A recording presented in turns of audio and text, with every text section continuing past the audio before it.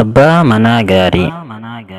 Abbaan manaa gaariin faaya jiruuti. Abbaan manaa gaariin warqii gaara addunyaa keessa guute hunda caala. Abbaan manaa gaariin jannata dubartiiti. Abbaan manaa gaariin dukkana jiruu keessa ibsatani. Abbaan manaa gaariin magaala qalbii dubartii keessa galtudha.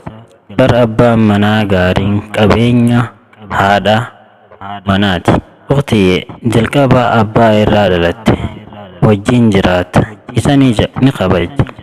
Booda obboleessa wajjin dhalatte. Wajjin jiraatta. Sanni sodaatta. Xumura irratti abbaa manaa kee wajjin imala jiruu eegalta. Sanni jaalatta.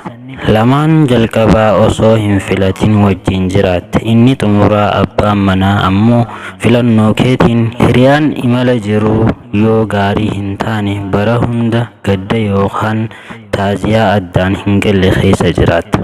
Ammoo abbaan warraa kun riisarchii qorannoo kee qofaan hin dhufu. Sodaa rabbiitii fi isa gaarii barbaaddu san dura ati gaarii taatee argamuudhaan kana taanaan waan hawwite goofticha kee irraa hin dhabdu. Rabbiin akkas jedha: ومن يتق الله يجعل له مخرجا ويرزق من حيث لا يحتسب. akkana hiikansa nama Allah sodaate Allah rakkoo keessaa hulaa inni ittiin bahu kaayaaf bakki inni yookaan hin shakkine irraa isaaf hira isa razzaqa. Riskiin nyaataa fi uffata qofaa miti. Maanni riskiidha. Abbaan manaa yookaan haati manaa gaariin riskiidha. Riskiin gaariin ammoo namuma gaariidhaafi.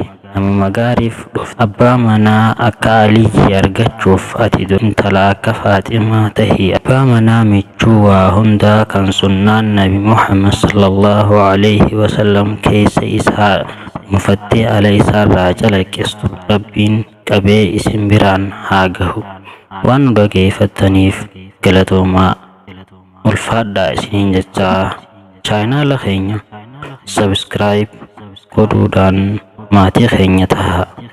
Ammoo warri maatii keenya laayikii fi sheer komentii gochuun nu jajjabeessaa. Ulfaadhaa.